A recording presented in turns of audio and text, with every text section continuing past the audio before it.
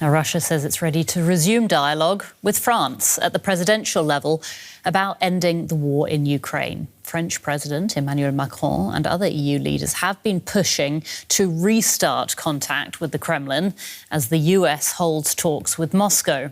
A Kremlin spokesman said top-level dialogue could be established quickly, but that it hadn't yet received an invitation from France. Let's take a listen to what else was said. We have long stated that reducing our relations to a state of zero is illogical, counterproductive, and harmful. Russia has always been a supporter of maintaining dialogue.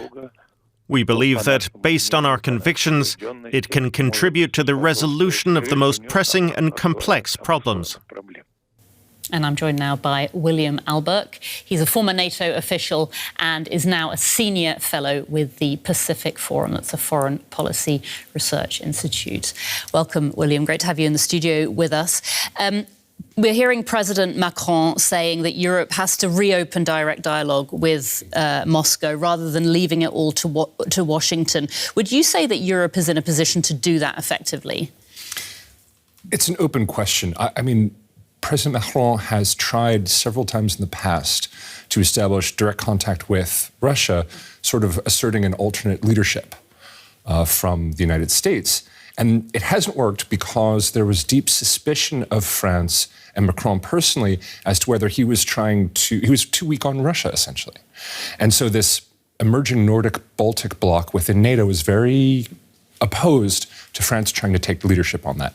Now, with the Trump administration taking more of a high-handed approach, not as reliable from a European point of view, perhaps Macron can be more credible. He's also established some bona fides by being tougher on Russia, by supporting Ukraine, even if not being the leader in terms of the amount of military support, by providing key breakthroughs in supplying tanks and aircraft and things like that.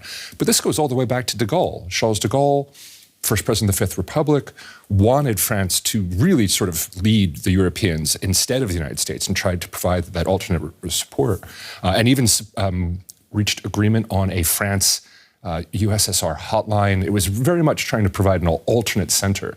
But ultimately, Allied interests were in NATO, the transatlantic alliance, and the United States. But it remains to be seen with the loss of faith in Trump by the Europeans. Can Macron be the leader that they need? It remains to be seen, but it's an interesting moment. Let's talk about Moscow's reaction. Russia says it is ready to speak to the French president. You know, it's always been open to talks, it says.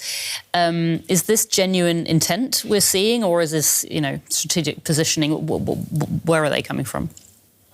Well, I think you have to look at Russia's motives as being malign at all points. I mean, they're very transactional or worse. I mean, it's zero sum with them. And their longer-term interest really is in dividing the United States from Europe. This has been the Soviet goal back in the Cold War. It is Russia's goal now. If they can divide and conquer, if they can keep the US and the UK out of Europe, then they can dominate. They're bigger militarily. They have more nuclear forces.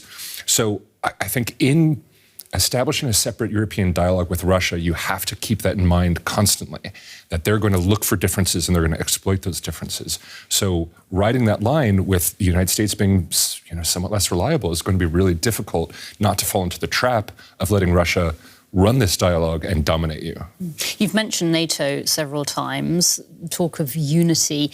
If Europe does attempt this parallel diplomatic track with Russia, how would that affect NATO going forward, NATO cohesion?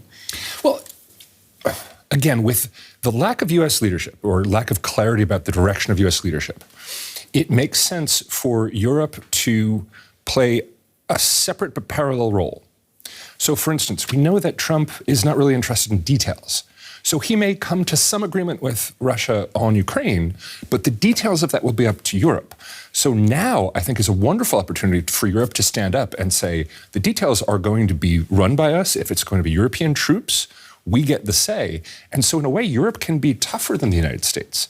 Because Russia and the United States might just do a hand wave, okay. But Russia is going to be very keen on running the details of what a peacekeeping force will look like so that it can rearm and retake the rest of Ukraine whenever it chooses. So the Europeans can, for instance, insist European boots on the ground in Ukraine as peacekeepers.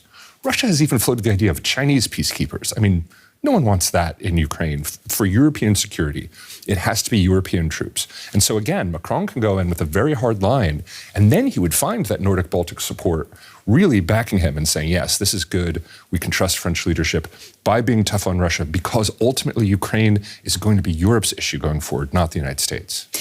Macron has said, though, that Europe needs to be careful about naivety in any talks with Putin. So tell us what he means. What's he talking about there? And you know, what safeguards would be necessary if we're talking about, dialogue with Moscow?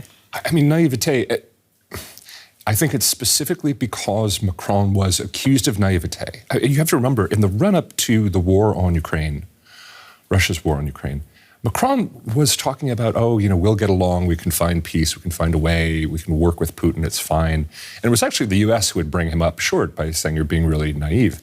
Now we're seeing the US maybe sometimes being a bit naive about Russia. So it's about the idea that the long-term interest with Russia is not how can we be their best friends, it's how can we engage with them in a way that keeps Europeans safe while at the same time benefits Europe.